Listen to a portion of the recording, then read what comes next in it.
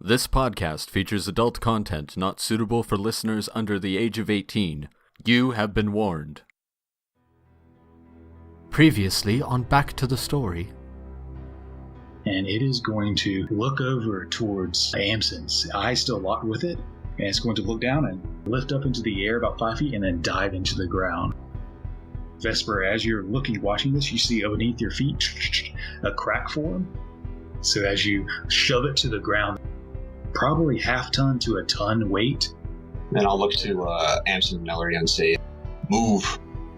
As you see arcane energy in blues and purples, and like a black hole-like form as it disappears.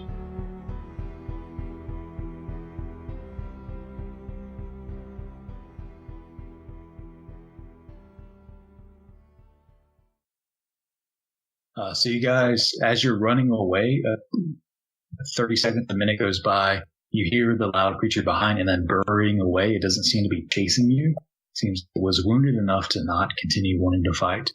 After maybe a minute, 2 minutes later, the wind suddenly stopped. There's just a gentle breeze that is rolling through here naturally, but the unnatural heavy winds has dispersed. You're heading up this maybe 15-foot wide, narrow crag, 15 to 20 foot wide, that kind of goes up a hill, and you're nearing the top of the hill. As you're walking to the top of this hill, in between this narrow pass, you see what looks like a 10-foot wide crack that looks like it goes into the wall to your right. As we're walking here, can we kind of see if we notice tracks from those what we suspect were ogres? Yeah, you can make a survival check. As Ball is kind of looking around for tracks, is anyone else doing anything else in particular? I'm going to ask Kalvyn for help because I know that that's something he's good at. Yeah, okay. I'll help. I'm going to ask everybody, how are you? How is everybody? Anybody injured? Yeah, I'm going to look at Kalvyn in particular. Are you doing all right? Yeah, I feel all right. Is he bleeding as he says, "I'm all right"? I mean, he's hurt, but it's not like he's not bloodied or anything. I'll use my last first level spell on myself then for a healing word.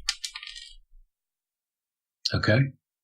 As you're kind of healing yourself up, looking at the rest of the group, Ball and Kalvyn, as you begin to look around for foot tracks, you do see two sets, and actually probably multiple times, of these tracks of very heavy creatures, bipedal, probably ogre tracks that have come down the pass and then up the hill. You see them leading into this crack in the side of the wall. Leads into what looks like maybe a cave. You're not sure beyond it.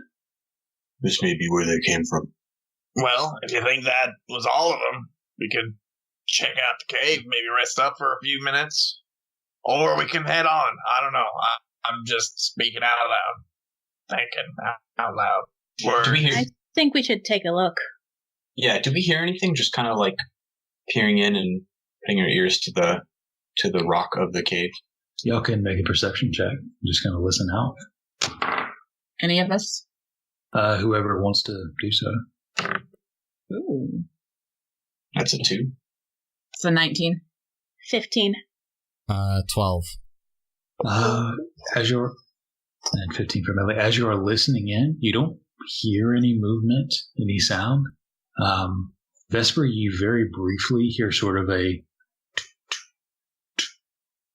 but then after that, you don't hear anything else. I just look at the others. A few seconds go by and nothing happens, just gentle wind under the about noon sun. Ball will kind of motion to the party like, are you ready to go in? And kind of begin to go in unless someone stops them. No, I'll follow him in. Yeah, I'll be like, right behind you, Ball.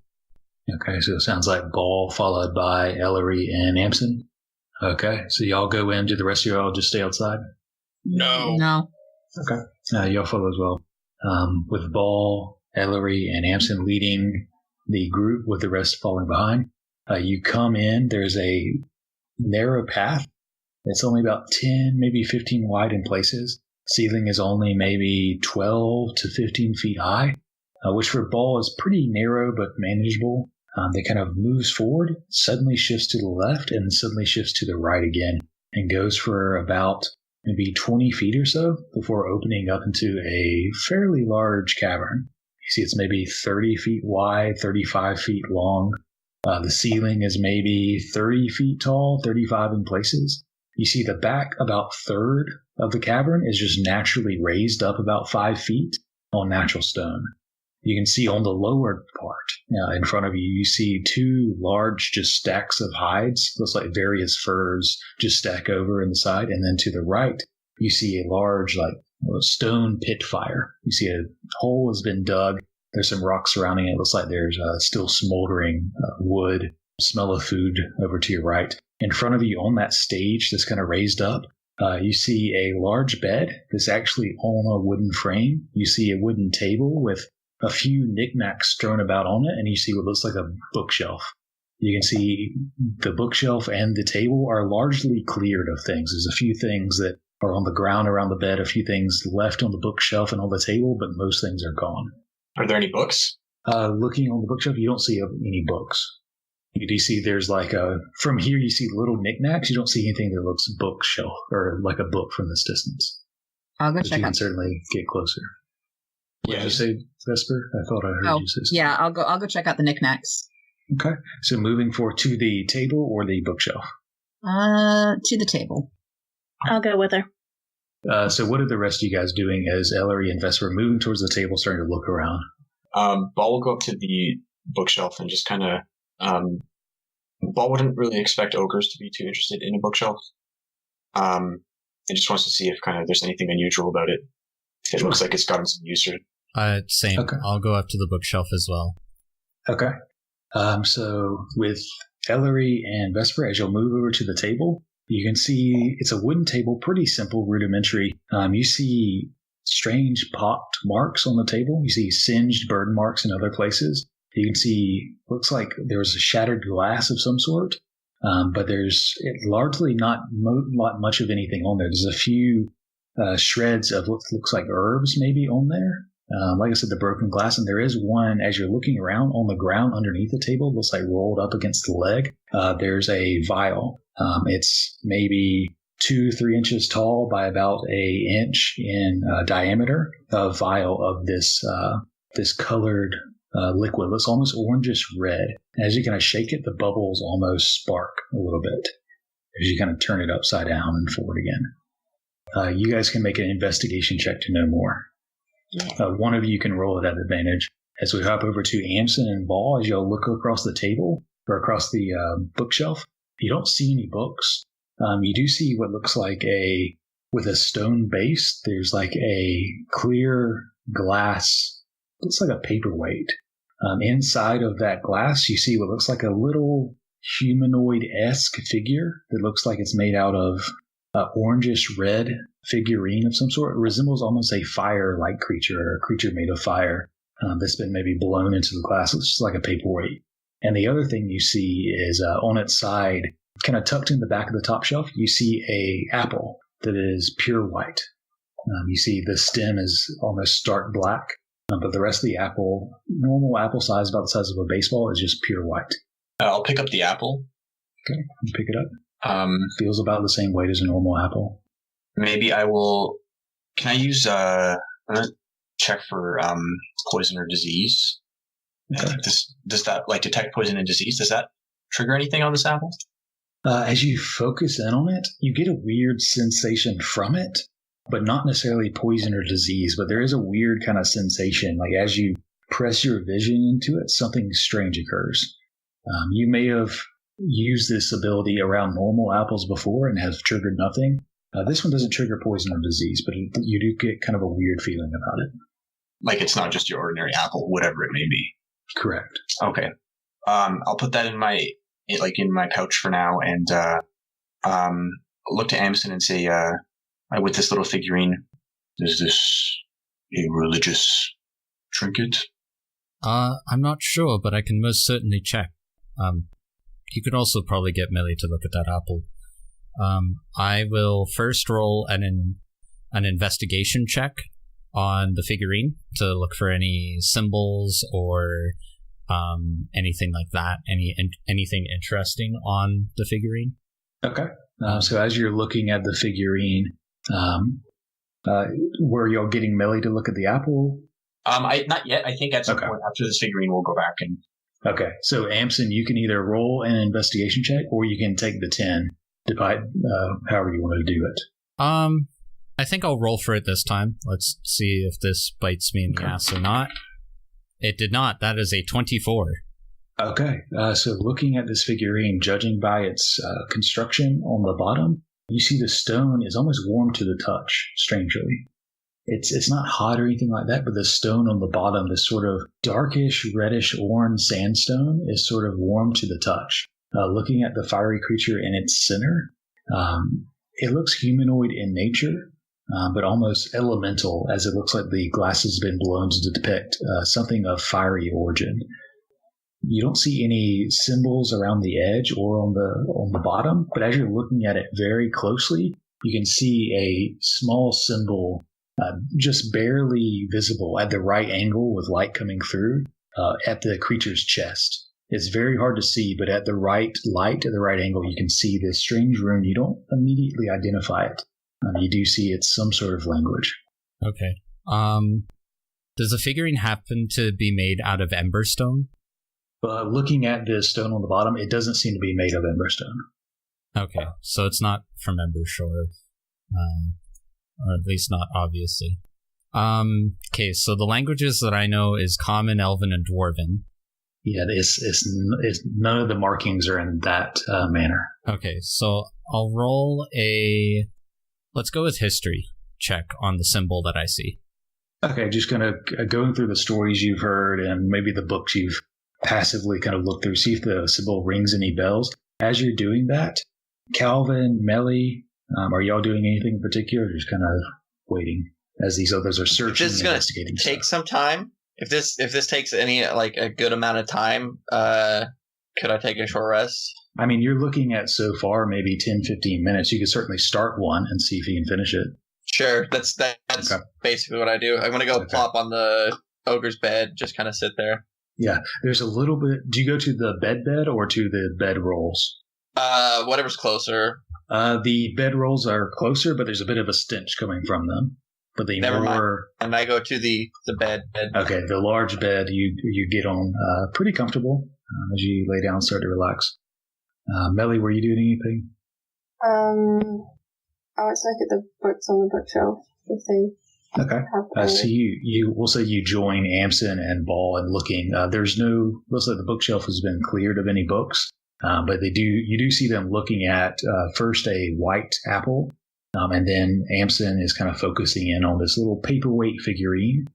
As y'all are looking at that, Ellory and Vesper, did y'all roll an investigation at advantage? No. It's me then? Okay.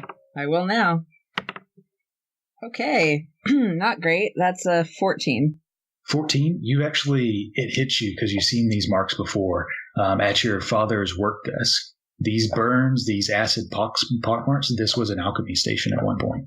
You don't see any tubes or flask or anything like that. The equipment is gone, but you can see the distinct marks of working with acid, working with various alchemical ingredients. You see the herbs that were left behind, just remnants of it, it smells familiar. You don't quite identify which ones they are, but this is definitely at one time was an alchemy station. As Amsen, what did you roll for that history check? That's great. That's a 21. A 21. Looking at it, the symbol looks familiar. You think you've seen Vesper maybe write it at some point, write in this language. At some point, you don't remember exactly when, but you think it might be a language that she probably speaks. Okay. I'll bring it to Vesper then and get her to identify the symbol and possibly the figurine. Okie dokie. Okay.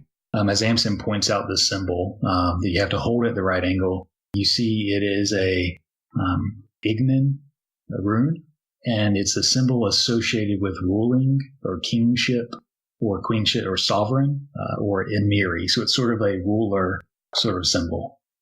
So this was some sort of king or queen? The Lord of the Flame or something like that? Sure. Some kind of sovereign. It's Ignan. I don't really know the politics of the higher plane. All right. Well, I'm gonna keep it because it looks cool. I kind of reluctantly hand it back to him. Thank you. I like it, so I kind of want to keep it. Yeah, go ahead, hang on to it. Awesome. And then I will go back to the bookshelf with Ball and try to find anything else interesting. Okay. Looking over it, that's it. Everything else has been cleared. There's no books. There was only those few items that were left behind. You're all kind of standing up on that stage. It's not a huge area, especially with how many people are on the stage. You're all kind of all right next to each other. You've gathered what things you've been able to find, and you're kind of standing there as Kalvyn is taking a rest. Maybe in that case, Ball will show Meli the white apple, or maybe show the party, but like talking to Meli, and ask, "Do you know what this is? It's not a normal apple." Can I figure out what it is? You can roll either Arcana or Alchemy, or an Alchemy check if you're proficient in that tool. I'm so tempted to just take it and eat it. You can also, Meli, you can also take 10 and just assume 10 is your choice if you want to roll it, or take 10 plus your modifier. I already rolled, so I got a 12. Okay. Looking it over, it's kind of hard to judge because there's no runes, which is what you normally go off of. There's no runes on there to immediately tell you what it does. It definitely looks strange. You're not sure. You could maybe try a spell to identify it, but as of now, you're not really sure what's going on with it. Can I cast Identify on it? You can. As a ritual, it'll take 10 minutes or so, unless you want to use a spell slot. Yeah, I'll use a spell slot. Okay. So immediately focusing in, using your wand to transpose your sight into this apple, you immediately see flashes of visions almost formed from raw emotion of a tree. You see lightning strike as the tree is illuminated very briefly by a skeletal tree with various white apples on it. You see one apple fall to the ground in a puddle as rain drops around it. You can see a spectral hand grab the apple and lift it up into the air. And as it lifts it up to eye level, you can see through the apple into the ethereal. And as you look into that, you can see various spectral entities moving about.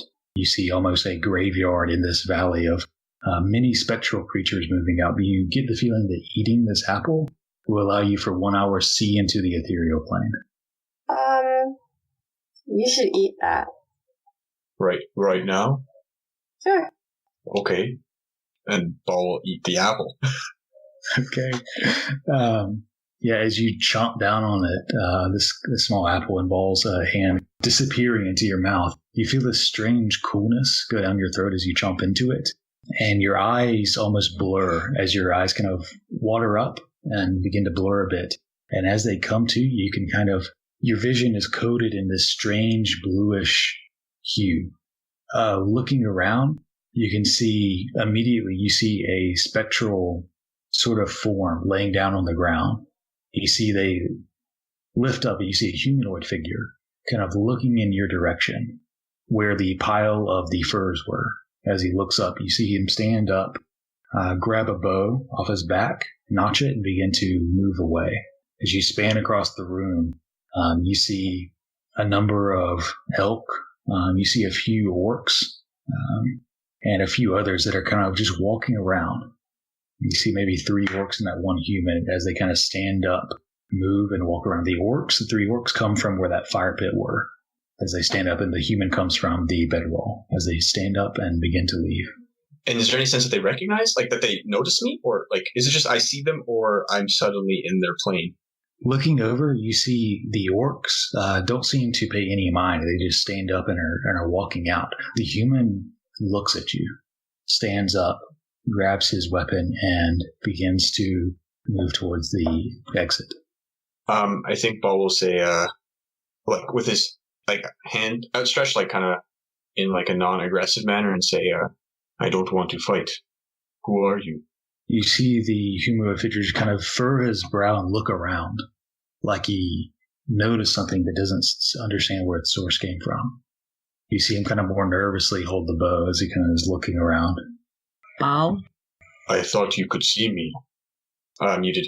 You see the creature, the human, looks in your direction, kind of squints their eyes, and kind of does a nod. You see them begin to move their mouth, but the words don't quite make it to you. But you can see their movements as the human begins to take slow, cautious steps in your direction, still squinting like he can just barely make something out. I'm going to say, I can't hear you. Can you see this? And then maybe with my sword, I'll try to write something in the dirt or stone. I don't know what we're standing on. It's earth covered and moss covered stone, but okay. A layer of grime and dirt. As you do so, you see the humanoid figure kind of look back and see you do this and kind of recognize some amount of movement and sort of kind of shrug his shoulders and nod a bit. You see his eyes get wide and he starts to quickly try to verbalize something, but again, it's complete silence. You see him, he points over towards the bookshelf, towards you, and then to the bed, and then he points behind him towards the exit. And he seems to be almost trying to yell something at you, but you can't hear him. I think as this is happening, as he's pointing to these things, I'm going to kind of say what he's pointing at. So when he I'm trying to make sense of it. So when he points to the bookshelf, Ball's bookshelf, bed, entrance. I don't understand. You see the figure is frustrated, but not knowing how to get past this. He tries to make symbols, putting his two hands in the air as if trying to portray big, large. He puts his hands around his eyes, projecting eyes, and he kind of pulses his hands in a rhythmic fashion. And then he points to the bed. Do you mean ogres? And he kind of takes his hand and shakes it to the side, kind of. Half an ogre. Thumbs up and then kind of. I'll look to the party and say, do you know something that is like an ogre? I am talking to a man now. As the rest of you are just seeing Ball just kind of make movements and talk. But apparently to nothing. Half ogre, troll.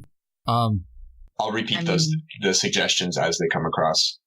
I glance towards Amsen where he has the statue with the rune in his chest, and I go, well, you're kind of like that. Half-runed? I'll say that. You see the figure kind of shakes his head, and he holds his arm out straight, and you see him kind of do this strange motion, like he's trying to dance almost with his hands. And as soon as he says it, he nods his head.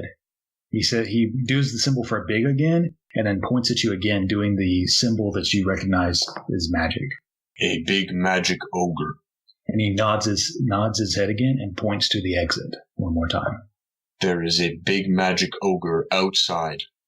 He nods his head and he points to him, his body, or his spectral form, and then he points towards the pile of furs on the ground where he stood up from. Are you alive?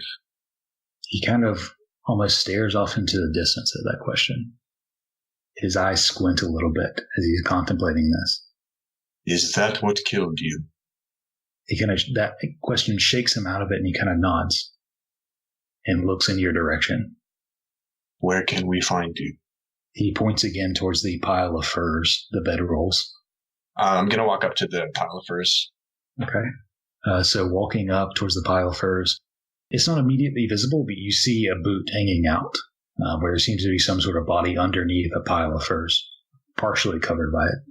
I'm going to start to try to, dig through these furs. Okay, so you just kind of lifting off these heavy furs of various creatures, elk, maybe wolves. And after pulling off one, you see a body. Probably it's semi-rotted, probably killed. Bone is starting to show, so it's certainly been a little while for this creature. You can see the left arm has been gnawed upon, where a lot of the meat is missing. But you do see a humanoid. You can see the face in leather and fur armor. You can see a cloak on his back. You see an arrow by his side with a quiver full of arrows. You see what looks like maybe a hunter, a standard hunter, human, dark brownish hair that's kind of long pulled back into a semi-ponytail. Face mostly shaven clean, but a little bit of a 5 o'clock shadow, kind of 3-day beard peeking through. Looks like he's maybe in his early 30s, maybe 33, 34, something like that. You see a human, partially eaten. To the party, I'll say, this is the man I'm speaking to. Holy fuck. Meli, what the hell did you have him eat? Meli just got a ball, like some sort of like bad trip apple thing. Meli, you did identify this apple as a ghost apple, is what they're referred to, as you kind of saw the vision that told you what these things did. It's called a ghost apple, and I thought it would be a good idea if he ate it. I didn't pressure him to, I just said he should. You also didn't tell him what it was going to do to him. Ghost apple just sounds like an illicit substance. Consent and informed consent are different things. Well, at least it seems to have done something that might be useful. I don't know what else to ask him. Maybe he can show us where this magic ogre is.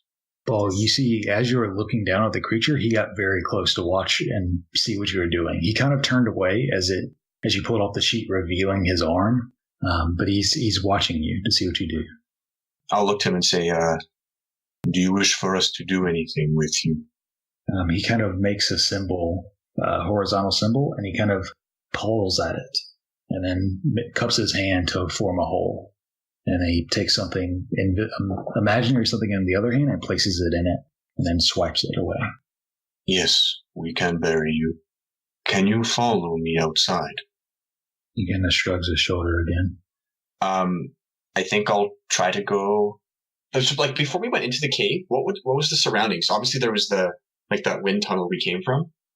The surroundings. So you're in kind of a area that is heavily populated by a lot of those narrow passes, crevices, and crags, and you're sort of at the corner between the Long Range and the Knocked Mount proper, and you're sort of in its high foothills areas to where most of the sun is actually blocked by the mountain.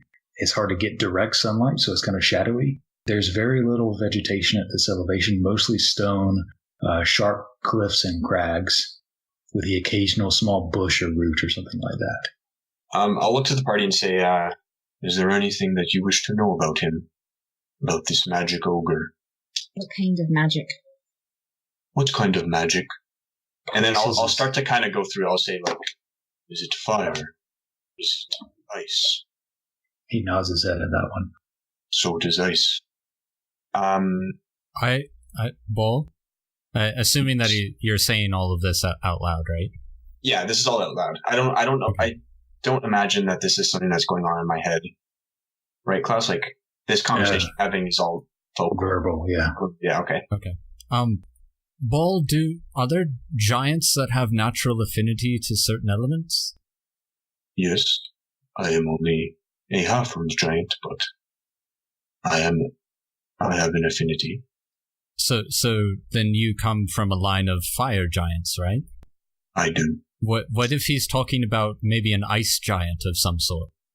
I look back to the human and I say, human, is this an ice giant? He squints his eyes and kind of shakes his head no slowly, as if he's trying to figure it out. He points towards the bedrolls that looks like where the ogres slept. He points to that and he kind of does the magic symbol again. No, it is one of the ogres that we killed. One of those, but with magic. Ice magic. Alright, never mind then. The figure goes forward to you, Ball, and tries to grab you. You feel this shiver run down your spine as he grabs towards you, and you feel this coolness on your arms, but it just passes through as he tries to kind of grab you, and then realizes that it doesn't work and kind of points towards his body and does this symbol for digging out a hole once more. He tries to grab his quiver of arrows and gestures towards them, offering whatever he can to you. Yes, you want us to bury your body. He nods. Where do you want to be buried? He points towards the exit. Show me.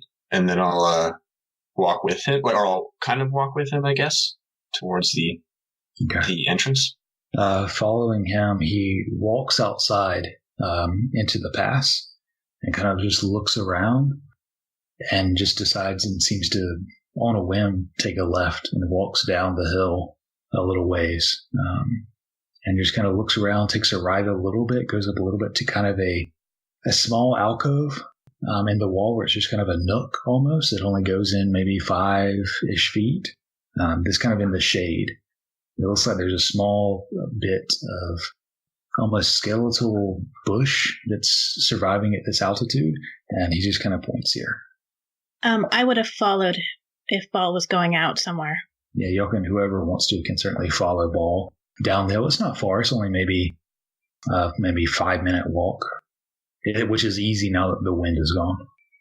I'll look to Ellory and say, this is where he wants to be buried. All right, well, let's try and do it quickly then. I don't think we want to stick around this area for too long. But Ellory and Ball are kind of down there. As a Ball, you can see, and everything's in this dark shade of blue, Ball, that you're looking at.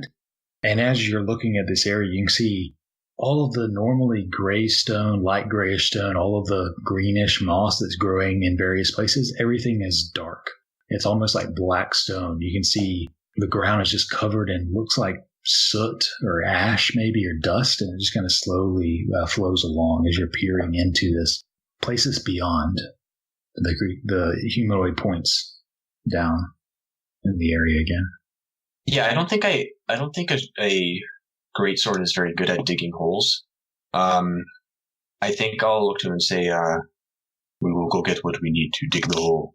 Is there anything else that you wish to share? He nods and kind of gestures for you to follow him. I'll follow him. Okay. I'll give Ellory a look and then continue to follow him. Okay. So you'll go back up to follow him back up into the cave as he goes back to his body, and he kind of grasps at his body's chest area, but can't interact with it. And then he turns to you and kind of pulls his armor down, and he reveals there's a necklace and there's a tiny locket on it. He opens it, and you see a little drawn picture. It looks like it's maybe just painted by hand, but it looks like of a woman. Pretty young, maybe teenager-ish. As he closes it, and in his kind of off bluish spectral form, he kind of takes the necklace off and kind of gestures to give it to you. Is this your wife? Is this your daughter? He nods his head. Common mistake. Where is she now? He points to the west. Do we have, I guess we have a map, right? So I'm going to ask, because we're back inside the cave, I don't know if I have a map or if someone else does. Someone has a very rudimentary map. It's not super detailed, but you have basic geographical features of just this area, of kind of the Ember Coast and kind of a little bit of the mountain range and kind of the vague vicinity regional map.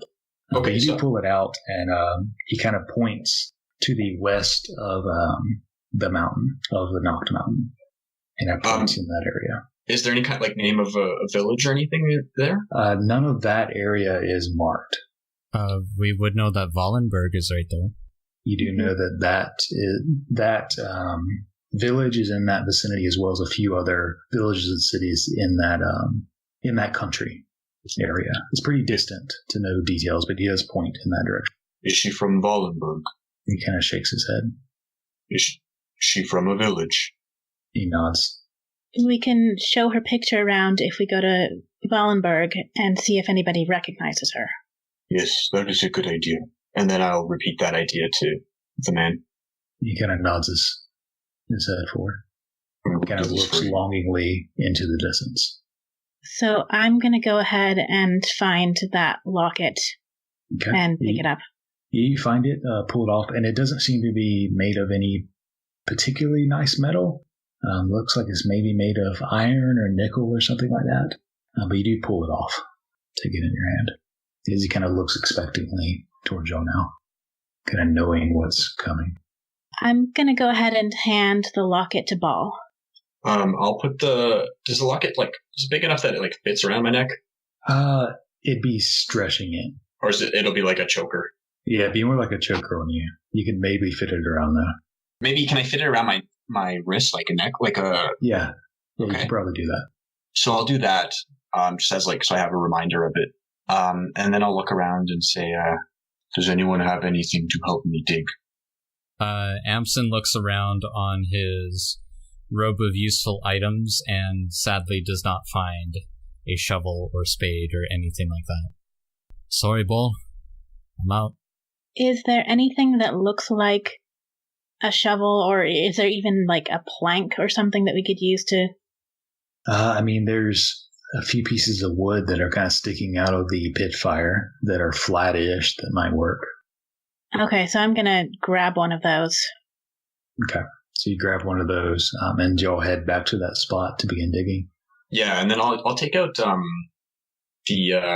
Drongal's axe and just try to use that. I figure like at an angle, because it's like a bit more flat, I can kind of use it as a not so great shovel, but better than nothing. Yeah, they can definitely work. You kind of sling it down in there like a picks and then turn it to the side to lift the dirt up. As you are kind of digging this hole, the humanoid figure, Ball, you can see, does kind of follow and just kind of watches you. As you are digging that hole and preparing all that, the rest of you, are you doing anything particular? Just kind of resting, waiting? I'll go with them, and I'm going to pray over the body. Okay. Even though I don't have ceremony or anything, I'll just a non-magical kind of funeral rite. Sure, absolutely. So you can do so. As you're waiting on that to occur, as they're digging up, anyone else? If the majority of the group is going out, then I might suggest we stick together. I imagine with like the taking the walk there and back, you probably... How long is the short rest? Is it half an hour or an hour? Yeah, it's an hour. Nah. Okay. It seems like it's about half the group, either way. So about 3 or 4 in each group. Then I would, again, suggest, hey, let's all stay together. It's not split up. So I'll say it's not going to interrupt your short rest just to kind of walk around. It's pretty light activity. You can kind of come down there, find a rock to sit on and sit and watch. Anyone else that kind of follows with you all, unless someone tells me otherwise, you'll kind of come down, like Kalvyn said, as Ball and Ellory are kind of finishing digging a hole, with, I assume, Ball having the human body over his shoulder. He lays him into the hole. It's not super deep, but deep enough. Ball, as you kind of lay him in, the figure kind of points to his body. He kind of points at his bow and gestures his spectral bow to you. He pulls his, as he does, he kind of releases and the bow kind of fades. The spectral visage of the bow fades. He does the same thing with his quiver of arrows. He kind of just gestures it to you, releasing as the quiver fades spectrally. And he kind of points down to his body. Okay, I'll thank him and collect those items and move them to the side. Okay, so you collect and move them to the side. As you'll begin pouring dirt onto the side, Vesper kind of praying over the shallow grave that's going to serve as this humanoid's final resting place. As you kind of finish it up and kind of throw the last bit of dirt on there and kind of pat it a little bit, while you look over and you see the figure kind of looking almost 1,000-yard stare towards where his body rests. As you see him kind of look over once to you, you see him crack a little bit of a smile as his visage fades away. I think I'll nod in his direction and druid craft the budding of a seed over his burial ground. Okay, so the tiny little flower just pushes through a little bit of green where his body lays. We're all kind of standing around there, surrounding. At this point, I'll say just a few minutes later, Ball, your vision, this altered perception, fades away. Your vision goes blurry for a moment again before clarifying, completely normal visage once more. And I'll say Kalvyn and anyone who's doing a short rest, Kalvyn or I believe Meli wasn't doing too much. Y'all could roll to hit some hit dice. The rest of y'all would have to take more time to get a full rest. I'll look to Meli and I'll say, thank you, Meli. You were right. I needed to eat that apple. No problem. But maybe let me know next time. Okay. I will. So should Wink take that bow and the arrows? Yeah, my guess is if Wink was here, he'd probably be like... Wink quickly grabs the arrows. This is wonderful. Great. Yes, this is wonderful. Is there anything unusual about the bow itself? Or is it just kind of a generic bow? It just looks like a pretty standard hunting bow. It's a long bow. Wink kind of looks at it. It's a bit too long for my taste. And kind of gestures it back to you. But he does take all of the arrows. I'll take the bow and say, Maybe I'll give this to his daughter when I find her. And Vesper walks away, back to the cave. If Vesper starts walking away, I'm gonna kind of grab her arm. We really ought to be sticking together. Right, I'm going back to the cave. I'm gonna get a rest. We can all go back to the cave and get a rest. I'm not What so time is sure. It's probably 1 o'clock at this point in the day. I'm not so sure we want to stick around that cave if there's a magic ogre roaming around that we haven't seen yet. Alright, fine, let's go then. We still have plenty of daylight to find some alternate shelter anyways. Yeah, right, you're all right, let's go. So what are you guys doing? To Ustax then, everyone? Sounds good. Okay. So if you are pressing forward, it looks like Kalvyn and maybe Wink and maybe Meli were the only ones that got a short rest. As you are all doing something else, but if y'all want to certainly press on, you can. As you kind of gather your stuff and begin to move on, you go down the hill on the other side and begin to move through these crags, and you actually begin to lower in altitude. Y'all been basically moving up this entire time, and now you're beginning to wind down. You travel for another maybe 5 hours or so, at which point go ahead and give me a perception check on everyone. 17. 18. 9. 8. 17. 17. Okay.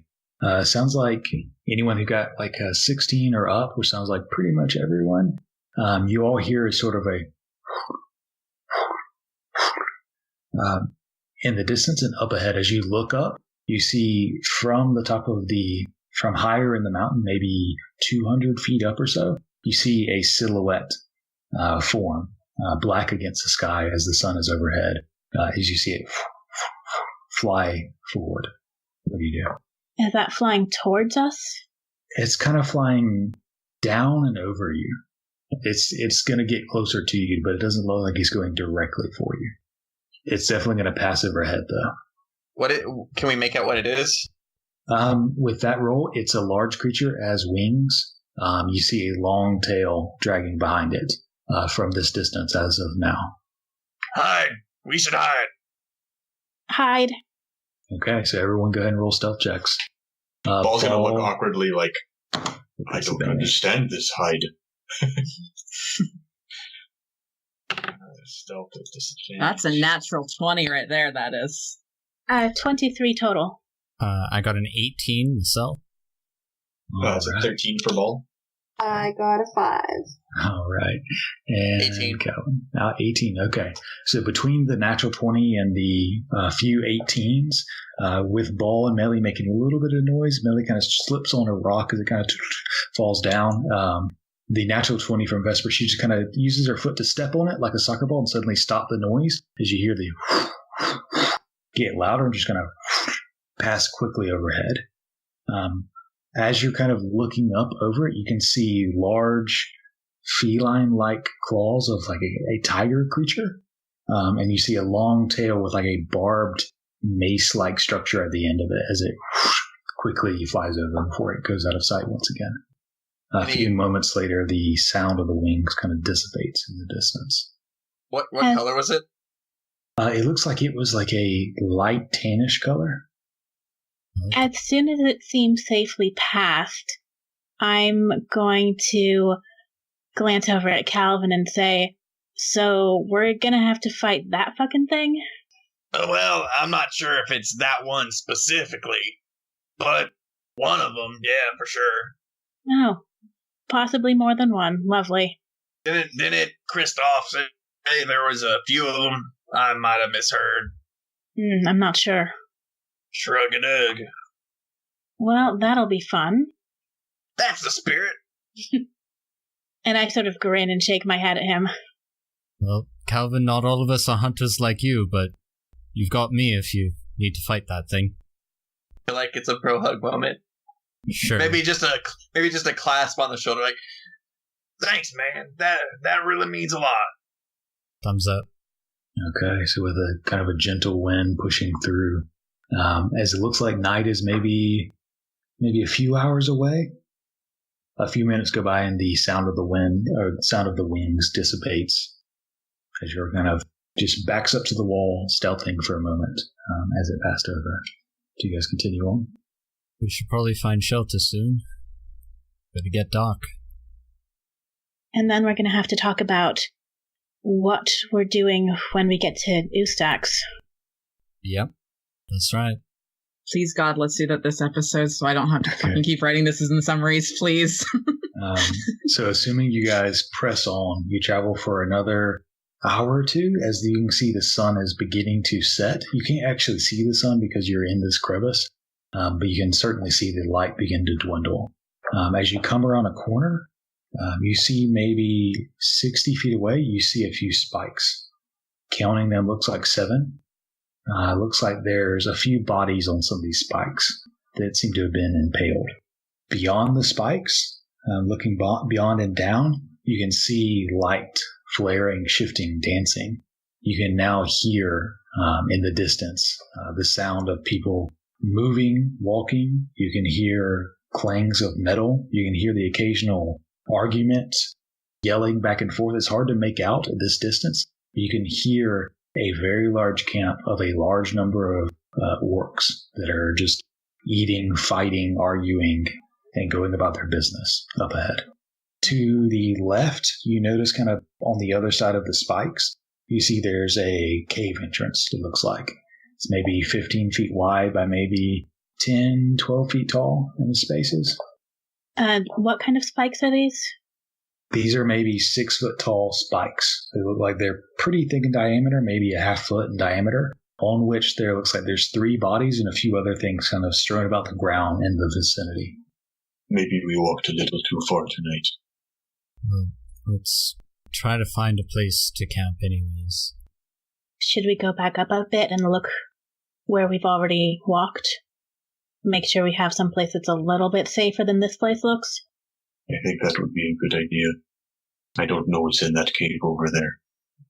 Maybe more of them. Okay. Is someone going to do so? Yeah. If everyone's in agreement, then I guess the goal would be to backtrack a bit and try to find somewhere that's, not 10 feet away from a giant roving orc party. Okay. That sounds ideal. And just to paint a picture, judging by the sound and the light, it looks like you're maybe come to an edge, maybe, and the spikes are kind of towards the edge of a cliff. They kind of looks like there's probably a good maybe 200, 300 feet drop. It's hard to judge from your location without getting closer before you hit kind of the base of the mountain where the war camp resides. So you're kind of at a good height. There's a distance, but you are fairly close. So, is this kind of like, rather than it being this war camp is on a hill overlooking everything, it's kind of at the bottom and we are above it? Correct. Yeah. So it's kind of in the very base of this mountain in a valley to where the only real marching would be straight at it up the river. But y'all have kind of found this kind of narrow secret pass to kind of come around to the side and above it. So maybe 200, 300 feet, you're guessing. You're not sure without getting closer above where the war camp is. So I feel like I'm getting the suggestion that maybe that cave you're talking about isn't quite as dangerous as I might be interpreting it to be. It's right next to where the camp would be, but you're not sure. But 200 feet above the camp. 200 feet above the camp, correct. Well, I don't know. I mean, I'm tempted to go check it out now. I don't know what you guys are thinking. Yeah. Why not? It's right there. I mean, I've got some spells left if it comes to that. Okay, but we should be careful. And I look to Vesper. She just raises an eyebrow. If we camp here, we might want to make sure that we stay quiet for the night, just in case the sound carries down the mountain. So maybe we'll stealthily approach this cave? Okay, so whoever is approaching that cave, you can roll stealth. 16. 11. 7 for Ball. Natural 1. Okay. So as you're moving towards the mouth of the cave, you're getting closer to the spikes where you see there's a few mostly rotten bodies, 3 bodies that are hanging onto the spikes. It looks like their skull has been impaled. There's a few littered strings of bones along the ground. There's various runes carved into the spikes themselves. As you look towards the cave entrance, there is a strange things hanging from the ceiling. It looks like bones that are tied to various strings. These hollow bones that are just kind of gently swaying in the wind as you look towards them. I was just going to say, let's not touch anything. This looks very spooky. Agreed. Are they like chimes? Yeah, they kind of look like wind chimes made of bones. But they're swaying a little bit, but not enough to knock into each other or make any noise. Though they are hanging in such a way as to passing through them without touching them would be fairly difficult. That looks like an alarm system. Can I investigate them? Kind of like check them out thoroughly without trying to mess with them too much? Sure. Do you want to do this more quickly, or do you want to take 10 and take a few minutes and do so? Quick. I would either screw it. I'll just take 10. That's all I got. Okay. Though. So you want to take a few minutes to do so. Okay. So what is that total? 10. Looking at it, getting a little closer, it looks like the bones. They're kind of mostly long bones that have been the marrow has been hollowed out and the ends cut off to where there's sort of a hollow space in the center, so that sound can travel between them. Looks like most of them are like that. There's a few like scapula-esque or pelvis bones that are hanging. And there's a few skulls every now and then. You do notice some of the skulls as you're looking in them seem to be filled with teeth, maybe. That kind of, it seems like if you knocked into one, it would make a lot of rattling noise. Every now and then there's a little bit of runes that are carved into them. It does seem like Ellory's probably right. It looks like some sort of wind chime, simple, rudimentary alarm system. The bones do look old. There's no meat left on them. How low do they come above the ground? Pretty close at times, within maybe a foot or so. Can we take them down, like one at a time? Like cutting them? Well, like, I mean, you said there was, did you say teeth?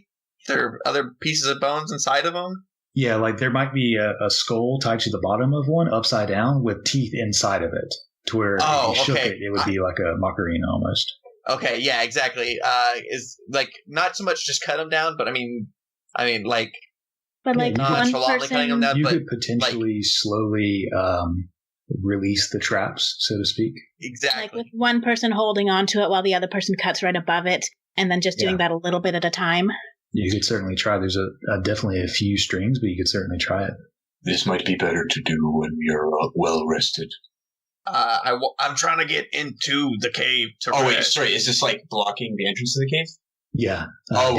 These are blocking almost the entire... you guys let's go do it for no reason. I'm like, dude, let's do this another day. Let's play with this alarm system right next to this bed. Got it. Okay. Never mind. So let's retcon me saying anything. Can I see anything past these bones into the cave? Yeah, you can see maybe with your vision, you can see maybe 20 feet in one direction before the cave takes a sudden turn.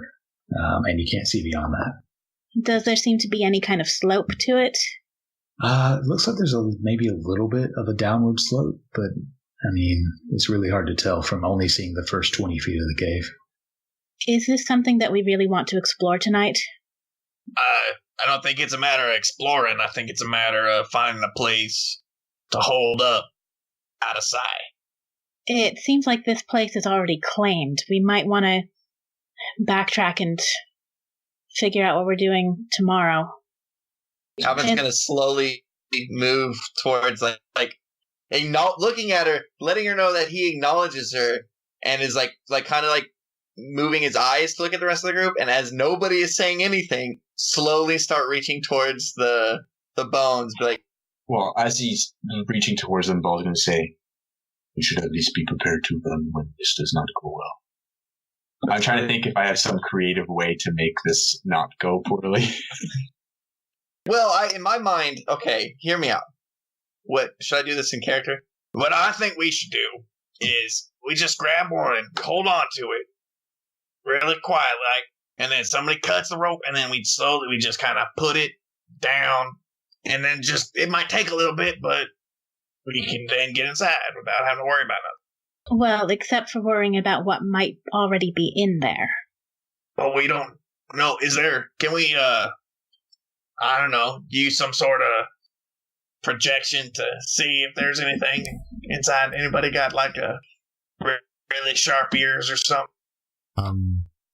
I don't think we're quite powerful enough for that, but one of us can probably sneak past these if we want. Hey, I look at Wink. He's really small, right? Yeah, we need to sacrifice Wink here. You can see in the dark. He's tiny. He's perfect. Sure. Do you want me to go in there and see what's going on? Yes, please. All right, here we go.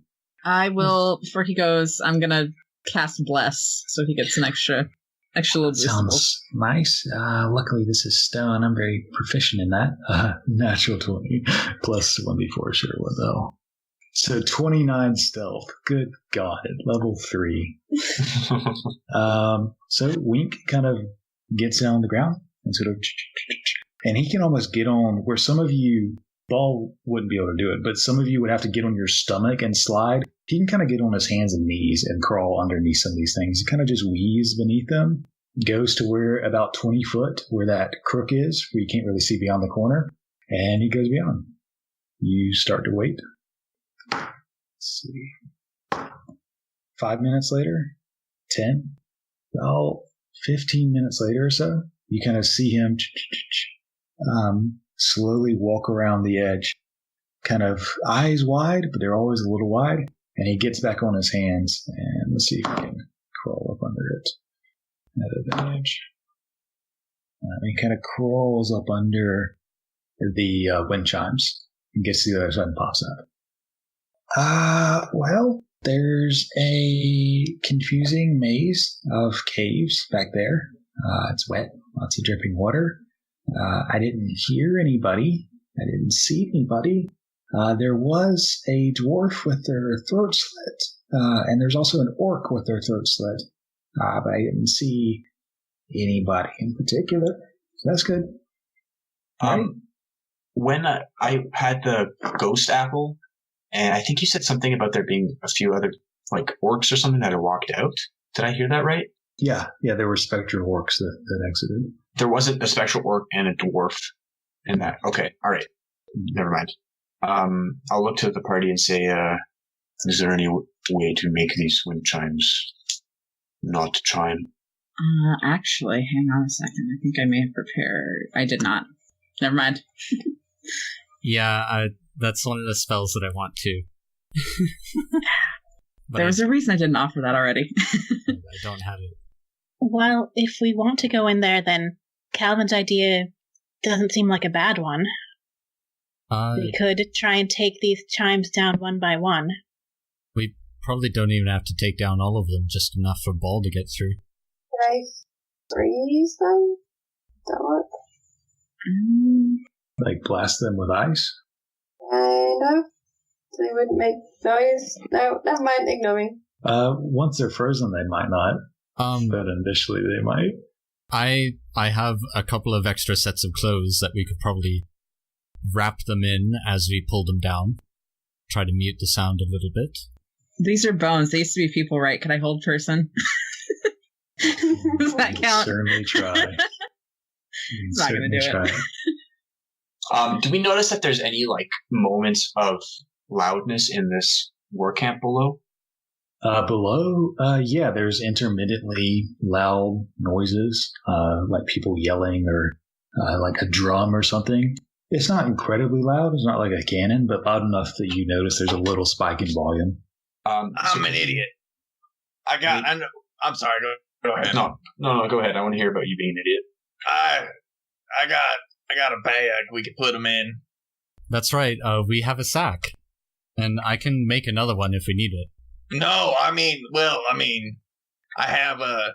is your sack magical? Well, no. Yes, because it was created out of nothing, but no.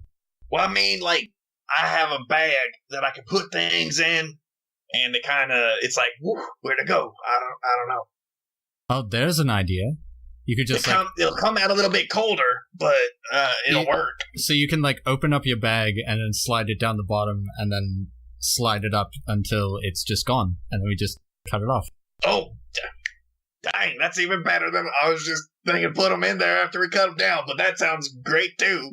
Yeah, let's do that then. That makes everything so much easier, theoretically.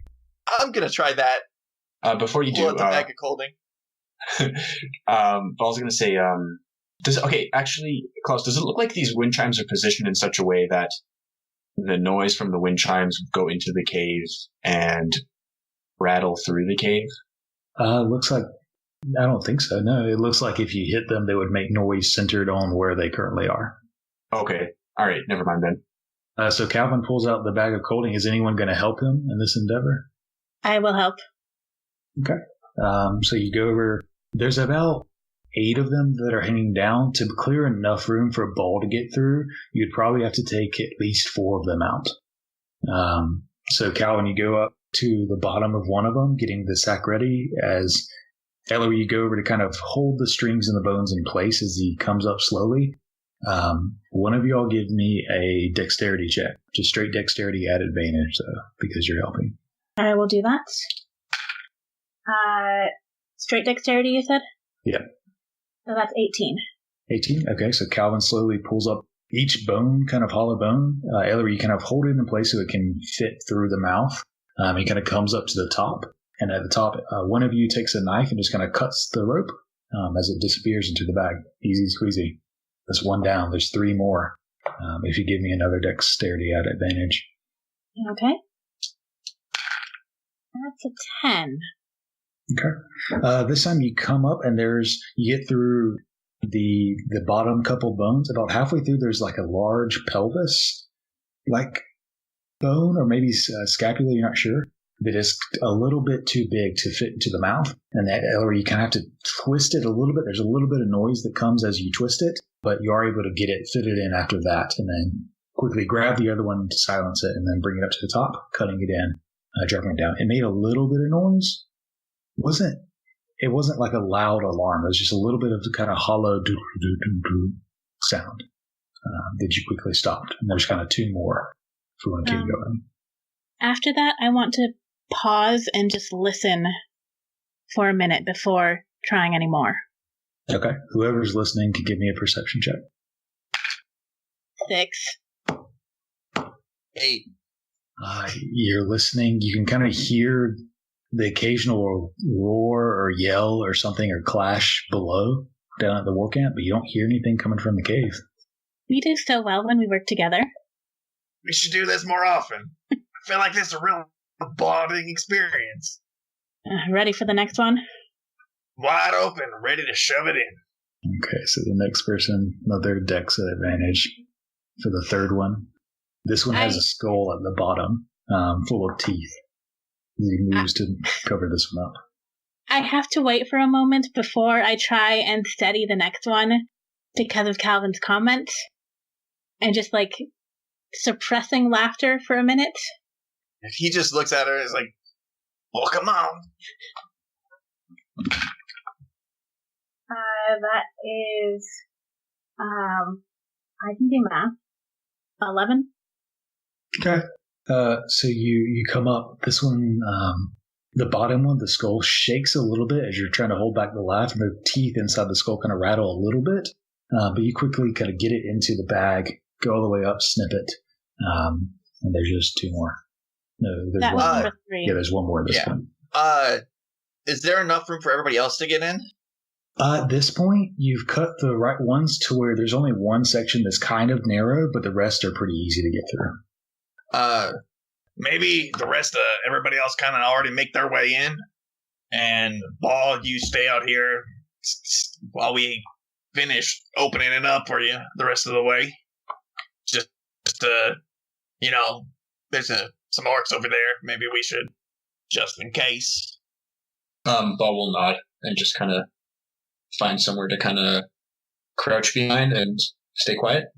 Okay. So do the rest of y'all walk through? There's only one place where you kind of have to squeeze 2 between 2 because that last one isn't gone yet, but it's not too hard of a squeeze. Yeah, I think Vesper's been leaning against the wall or a tree with her arms crossed and is like, yeah, let's go into the throat-slitting cave. Great idea, guys. And walks in. Okay. As you kind of turn sideways to go through, You're slipping through, and a natural one happens. And you clip one of them, and you move forward. The rest of you kind of reach your hands out. No. And as you turn around to kind of smirk back and see the rest of them as you got through, you turn around as it releases from your armor, and that one swings back, slams into the wall, and there's a loud various hollow noises bouncing off of the hollow bones. A few seconds go by, and the sound kind of comes to a stop of this just kind of swinging back and forth. What exactly just happened? She rolled a natural one earlier, and that's what it manifested as. Oh. So that last one that y'all didn't get, we're waiting for, that one went off. Awesome. I'm glad I could give this opportunity to let that come to fruition. I very quietly just say, fuck. Let's just take it out, maybe. Once it might just be the wind. Twice it's definitely something. Yeah, let's just do this one real quick. Come on. Okay, Dex at advantage. Okay. Roll high, please. 16. No, 14. Okay. Yeah, pretty easily enough. You're going to sweep it up, cutting at the end as the rest falls down silently into the bag, with Frost kind of looking out as Kalvyn closes the bag. And it's a pretty clear walk. Even for a ball might have to turn sideways at times, but pretty easily to walk through at this point. All right, let's go. Yeah, come on, everybody. File in. Okay. So walking in, you go down, curve around the corner, and it kind of goes down a few steps, natural steps, not carved, a few feet, maybe 15, 20 feet, and kind of opens up again. And it looks like there's kind of a nook to the right. There's a path to the left, and then a third path kind of towards the middle a little bit, curving off. It is pitch black in here. So around that corner, anyone that doesn't have dark vision cannot see a thing. Once I do get in without dark vision, can I just use divine sense to see if anything is... Yeah. So reaching out with your divine sense, you don't immediately notice in the vicinity any fiend or any undead or anything like that reaching out. How far down into this place do we actually want to go? Here seems fine to me, honestly. I'm going to pull out my Sentinel's Moonblade and speak the elven word for watch and light up a little bit. Let it start glowing, kind of. This kind of soft, whitish moonlight glows, very much like the Lord of the Rings sword. As it glows a little bit, giving a soft light to the vicinity. I look at Kalvyn and I say, when did you learn Elvish? I basically was, adopted into Amsen's family. Of course I know Elvish. Come on. Huh. Good to know. Yeah, I probably should have mentioned that. Sorry. Down here, like I said, it's pitch black. You can hear the occasional drip of water. It smells very dank and moist down here. Looking around with the soft light, there's definitely mold that's kind of grown onto the side, moss and mold. And the occasional looks like mushroom to the side. There's a few brown mushrooms growing out of a crack in one of the rocks. And there's no immediate sense of wind flowing down here. Are these mushrooms easily accessible? Yeah, they're 5 feet in front of you. Can I just try to see if they are safe to eat mushrooms? Yeah, can I do that with my herbalism kit? Yeah, I have that as well. So can I assist her? Yeah, one of you roll an int-based or intelligence-based herbalism roll. You might be smarter than I am. Unlikely, so I'll help you. Okay. Oh, that was a good one. First roll. All right. So that is 22. Okay. Looking at these brown mushrooms, you think you've seen a dwarf come into your father's shop at some point trying to trade, barter, bring these in. These can be used as sort of a numbing agent on wounds, but they are actually poisonous to ingest. But they can use to kind of numb a wound. I am eagerly picking them. So you grab them, you can put them in your med kit or a pouch or whatever. And before Meli tells us to eat these too. Yeah, right? You should definitely eat these, Ball. That was one time. Opium shrooms. Yeah. Jumping off of a cliff was also one time, but we haven't let you forget that either. I'm still here, aren't I? Yeah, you're welcome. Do we reckon? You said there was a dead dwarf and a dead orc? Yeah, Wink told you there was a dead dwarf and orc. You don't see anything like that in the vicinity. I'll ask Wink where he saw the dwarf. Yeah, he kind of points down the middle path, and down here, maybe 60 feet or so, is the dwarf. And then past that, the orc is maybe, there's a bunch of turns. I think to the right is where the orc is. There's a bolt in the back of the orc as well. They weren't rotted skeletons. Look sort of recent, but I don't know. Do you think we should investigate? I would keep watch, stay on our toes. Something did that. Let's rest here. Okay. Double watches, I assume. Of course. Okay, and if you guys want to, as you're preparing to set up for night, if you guys want to, you'll go ahead and think about who is going to take what watch. As you're preparing for 2 people or however many you want to take the first watch, and the rest of you trying to find some sleep. That is where we'll end tonight's session, and we'll pick it up next week. As you're in a cave near the stronghold Ustax, finally making it to the mountain range. Thank you for listening to this episode of Back to the Story.